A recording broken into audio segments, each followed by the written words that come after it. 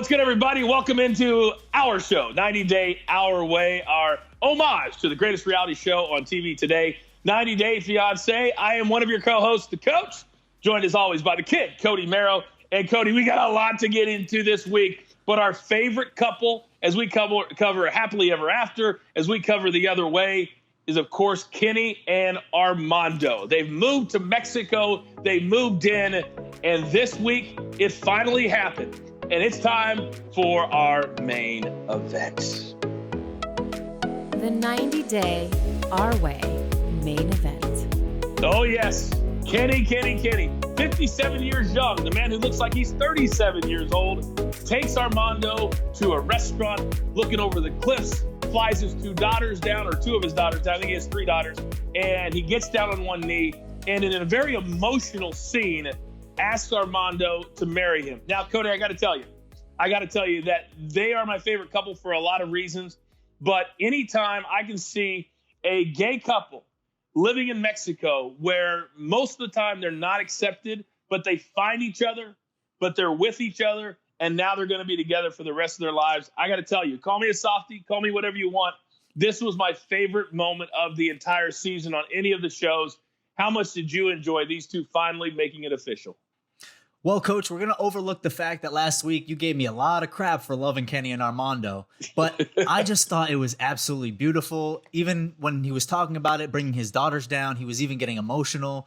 Just everything leading up to it. It was absolutely great how it all came together, and it's not often that we see a feel-good story on this show, so I'm really glad that, we got to have something to talk about positively. Whenever you plan an engagement, and when I think about mine, and I should have known that my marriage was doomed when I asked my ex-wife to marry me at a restaurant called Utter's. And that's a true story. And if anybody from the Midwest knows what an Utter is, this was a nice steakhouse, but it was a horrible name. And, of course, I'm divorced now. But anytime you try to plan an engagement, it's hard to do. So Kenny walks in. He tells Armando, I'd like to go to, I think, the bank, I believe he said, and try to open an account. And Armando, as he always does, because he's one of the nicest human beings I've ever seen on TV. And he says, hey, I'll go with you. He goes, no. I would like to try and do this by myself. And Armando was like, he was almost like proud of him, even though he's 26 years younger than his now fiance. But I thought it was a well thought out plan. I love the fact that his daughters came down. And I love the fact that he has what Armando wishes he had. And during their interviews, you heard Armando say that. He's like, he's got his family. He's got his kids. He's got the love of all of them, and that means the world to him. And so I think for Armando, who has been longing for that in his life forever, to have Kenny's side of the family, I think is going to make Armando just a better person, a happier person.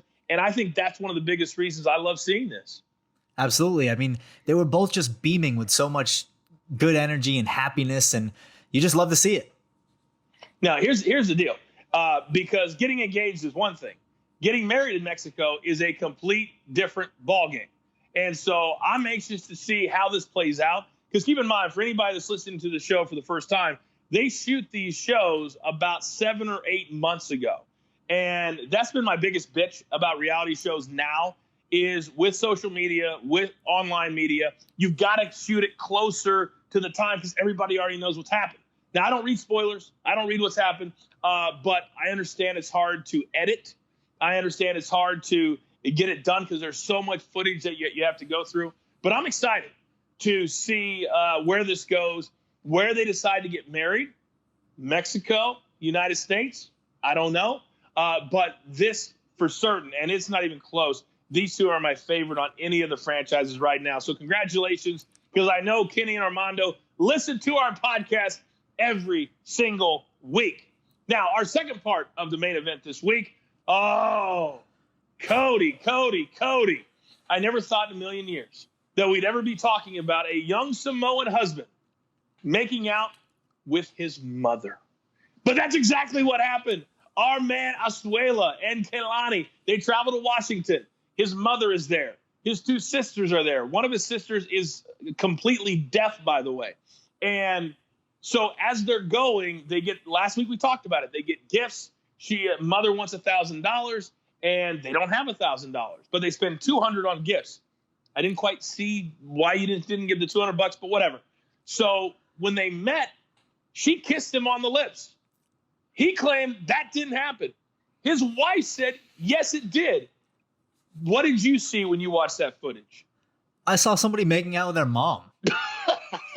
Plain and simple. I just could not understand how he was defending it at all. And what he showed in the confessional after with Kalani was completely different than what they showed on air. It was probably a 10th as long as what they showed on air, because I saw a teenage level makeout session going on at that interaction. He told Kalani, he's like, I turned my head like this. And Kalani was like, she didn't want to embarrass him and she didn't want to make him feel bad, but it was clear she was not going to back off on what she saw. And I love the music and how they edit this show, because it was that music they go,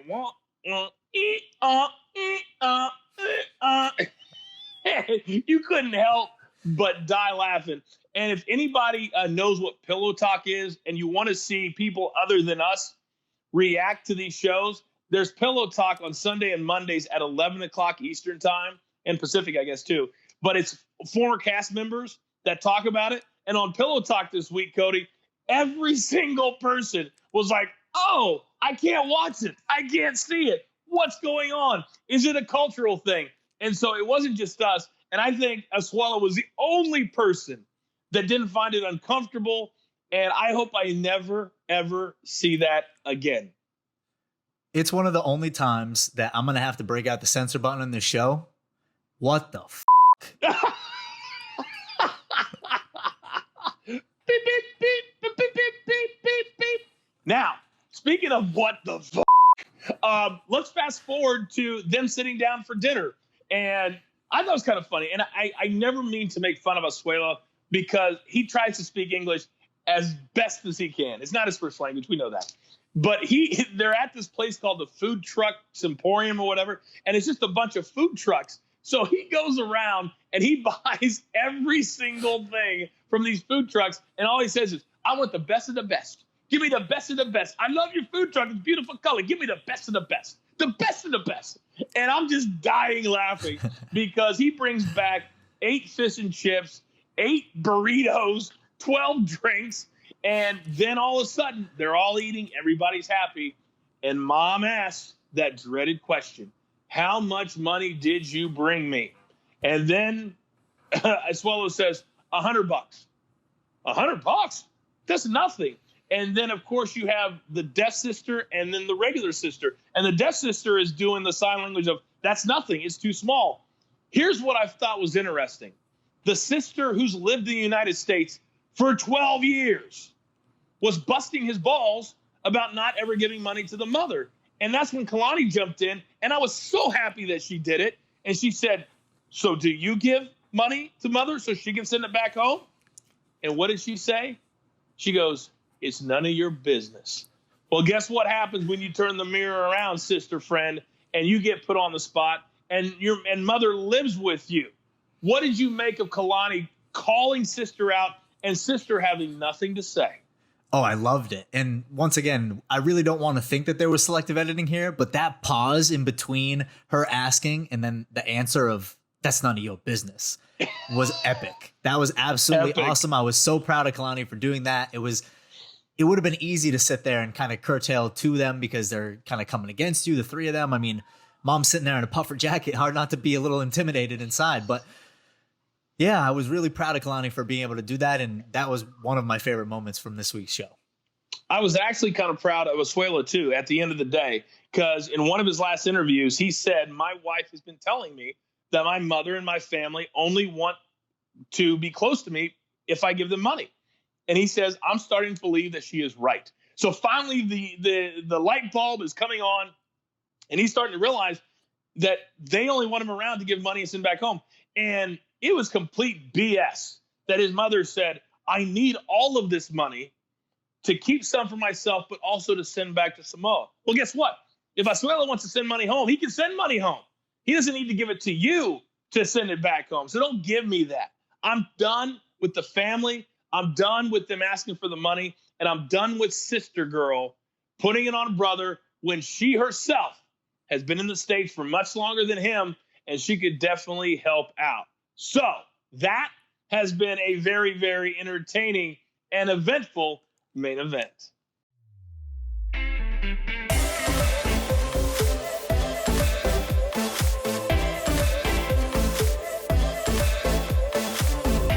Okay, it's that time of the show for the section where we hear things on these franchises that make us say what? And we've got to start, Cody, with our favorite duo down in Brazil, and that is Colt and Jess. The last time we left off last week, Colt's mother was laying the seed that Vanessa, Colt's very good-looking friend who's watching the Cats back home in Las Vegas, that the Cats are doing well, and so is Vanessa. Knowing full well that Jess thinks that Colt, because Colt told her this, that he doesn't talk to her at all. So she storms out and she claims, I'm going to go find another guy and have sex with him tonight. So does Colt run after her? No. Does he chase after her? No. He sits there and he says this: I am paralyzed with fear. This brings back memories of Larissa and when I was married to her before, when Jess threw the shoes at him before she stormed out. Now, you're a grown-ass man, and I know you live with your mom. I know you're a cat man, but you're paralyzed with fear over a woman half your size throwing shoes at you when you got caught in a lie. It continues to dumbfound me how pretty decent-looking women have slept with this dude, including Vanessa, who's watching the Cats.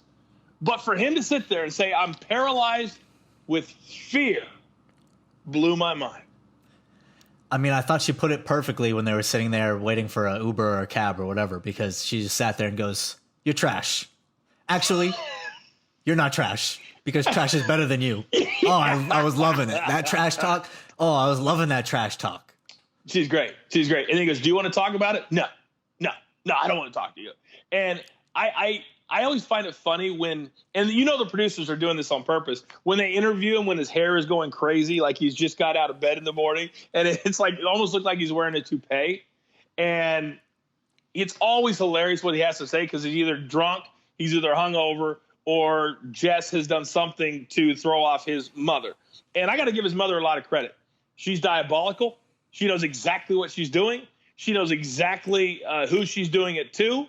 And what about when Colt finally left to chase down Jess, and it was like pause, and Mom goes, damn.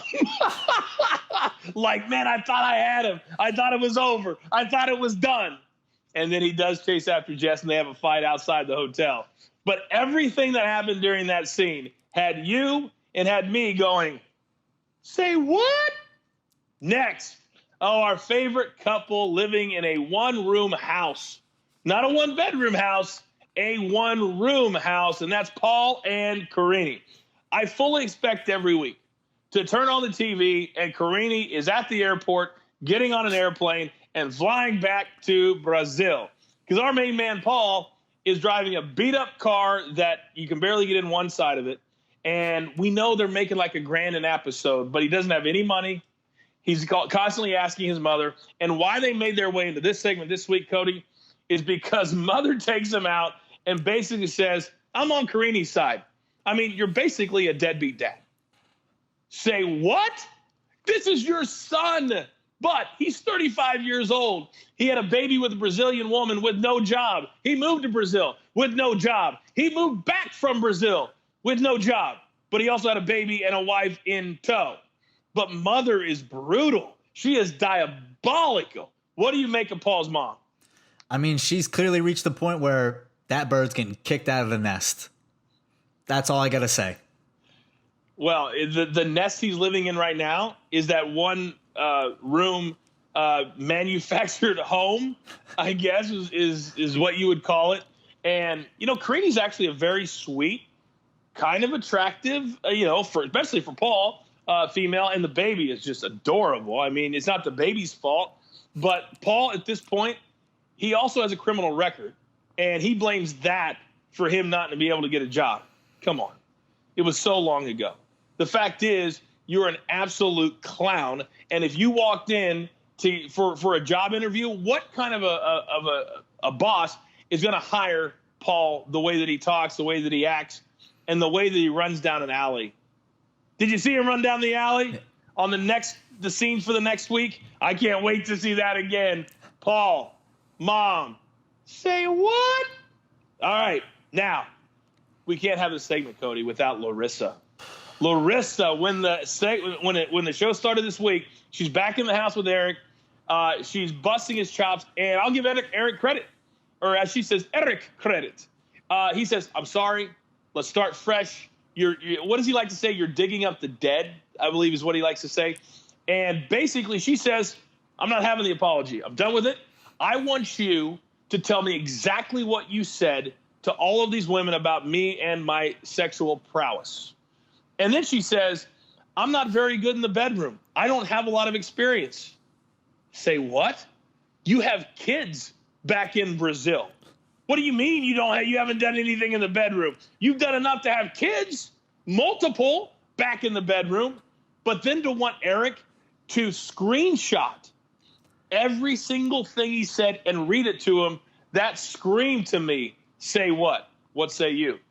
Well, I mean, what you described earlier is just absolutely the reason that they're together, because there's no way that they can deal with this amount of toxicity in their relationship and the sex be bad. So let's just get that right off the table. Leading into the next thing, screenshots. You want to see what I'm saying to everyone privately? That's just next level. There's a difference between honesty and there's a difference between invasion of privacy. I'm willing to be completely honest, but an invasion of privacy, that means that you don't trust me, and that's a completely different problem. So I thought that was absolutely ridiculous, and that is something, regardless of if it's a 90-day fiance or if it's in real life that a friend is telling me, if someone says that, I'm always going to respond, say what? Speaking of honesty, our last couple that makes the segment this week, how about our good boy Tim, who left his life, sort of, back in the States to move to Colombia. And I call it the Torch the Earth Tour continues. I've never seen in my life, on TV or not on TV, somebody who puts himself through this torture just to try to get back with a girlfriend that it is fairly obvious that neither she nor the mother is ever going to forgive him. Ever. But then he decides this week and tells his girlfriend, you know what? I think I'd like to tell your father. I think I'd like to rip the Band-Aid off, and I would feel better about myself if I tell your father that I cheated on you. Do you know the country you're living in? Do you know what fathers do when they're protecting their daughters? Say what? Say what is all you have to say, Coach, because I have no idea what happened to my light right there. Oh, but that was nice. If we're going to keep rolling with it, that's what we do here on the 90 Day Fiance podcast. Never stop. So never stop. What you were getting to is just absolute craziness. I mean, does he want his lights shut out like just happened to me? That's exactly what he's asking for by going in there and finding those problems. I mean, that was some of the craziest stuff that I've ever seen. I don't care what country you're in, Colombia, America, that is a death wish. It was almost like a metaphor for the lights going out for him, that you're like, I mean, I've always said you're a next level producer, but that was just, the timing for that was impeccable. I'm just trying to figure out, because they've called him fat. Mom says she's never going to forgive him. Dad goes off on him. At what point, and he cries at every turn too. At what point is Tim going to say, you know what, this just isn't going to work out? I mean, she is cute. She's kind of sexy, but every single day you're going to get it thrown in your face, and they all know what you did. And oh, by the way, she lived in Colombia. It's not like she lived next door. It's not like she lived down the street. She was in Colombia. Let it go. But it's almost like Tim enjoys the self-punishment. He enjoys people thinking that he did badly. I'm over it. Say what?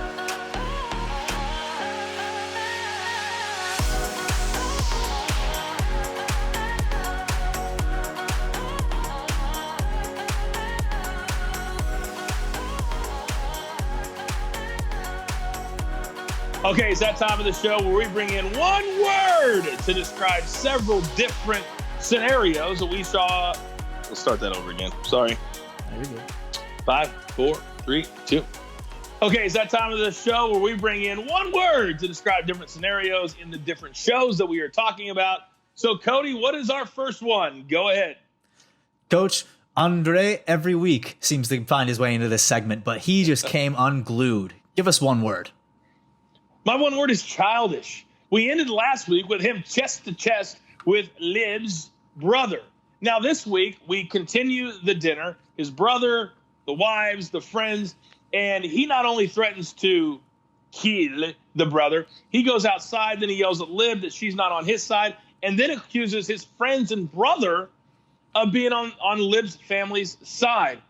This has been such a horrible trip for them. It was supposed to be a second wedding. Everybody's going to feel good. She did her, whatever the religious thing is that she did to allow the wedding to happen. She hates the food. Family hates the food. They're starting to hate each other. I'm over it. But it's all because of Andre. He won't talk about his past. He won't talk about why he went to Ireland, which is where he met her. And then his friends won't talk about it either. And that, to me, is a big-time issue. My one word, childish. Next is our boy Jihoon. He finally got himself a new apartment and Devin chose to stay. But, Coach, what's one word in your confidence that they make it to this next rent payment? My one word is minute. Very, very small. Because what's going to happen in a month when he doesn't have any money and he's giving her all of it and they have to move out of this nice apartment because they can't afford it again. And Devin's mother has already gone back to the States and Devin doesn't have her to rely on. And how about the fact that when everybody goes out and Jihoon's parents have got his back, but then what about Devin's daughter? She is out of control. She's putting dirt all over herself. I'm like, be a mom. Mother her. This is an absolute disaster. And at this point, Devin's doing this to keep the family together. She's not attracted to Jihoon. She doesn't ever, I don't even think she wants to be with him. But she wants her child to have her father because clearly the father of her daughter is not in the picture. Because where is he? Where is he? We don't know. Whoever the dad is, whoever the dad is allowed her to take the daughter to Korea. So that speaks volumes. And women will do and go to the ends of the earth to keep a family together. But after a month, and he continues this stuff, and oh, by the way, a little bonus footage for next week, he once again sitting on the curb, crying his eyes out because he's done something else. It's very, very minute if this continues after a month. Next. Coach, we're going to keep it in the Eastern Hemisphere, but we're going to go right to the middle. Yazan gives Brittany 3 days to convert to Islam. Coach, one word. Unrealistic. I give her credit. She put on the right clothes. She's trying to adapt to the situation, but I'm still trying to figure out how they got together because Yazan drives me insane. I mean, the way he talks, and again, it's not about the culture and the way he speaks English. It's just the way his voice sounds. It's just how he says certain words. How did she fall so head over heels in love with him that she agreed to come here? But I'll say this. If you watched Pillow Talk this week as well, they brought up a lot of good points. When you agree to move to Jordan, obviously you agree to change to Islam. There's only one scenario that's going to allow you to marry this man that you moved halfway around the world to marry. You know that. Now, the storyline, Cody, that they've buried since week one is that she's still married. She's not divorced yet. And yet they haven't talked about that because the storyline has been about her changing to Islam. What do you think's going to happen when it comes out that she's still married? What do you think Yazan is going to do? Oh, it's going to be absolutely crazy to see what happens because, I mean, you're dealing with an incredibly conservative culture as it is. And now you're bringing in something that's completely asinine. You're still against converting to Islam in the first place. It is going to be an absolute bombshell. It really, really is. And I can't wait for it to happen. Brittany, come back home. You want a man to take care of you? The coach is right here, baby. The coach is right here. But get out of Jordan. My one word, unrealistic. Next.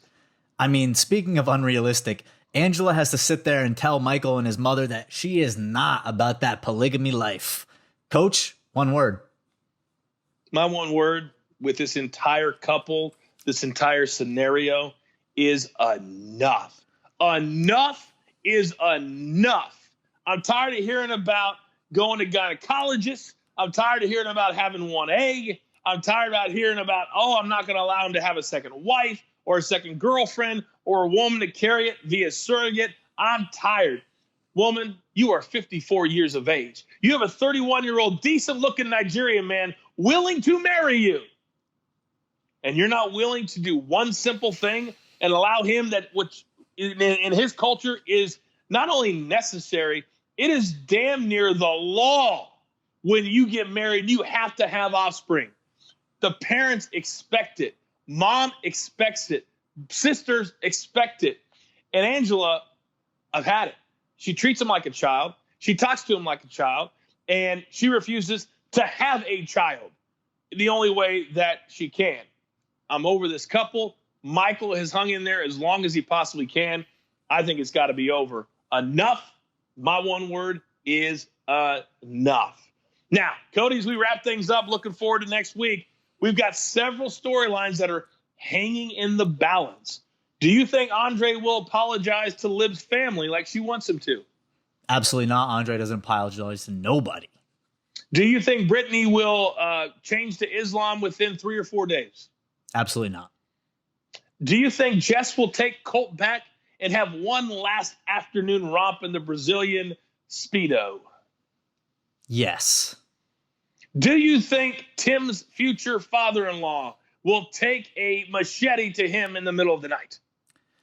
If he's not dead already, then seeing the show on TV is going to put him in the ground.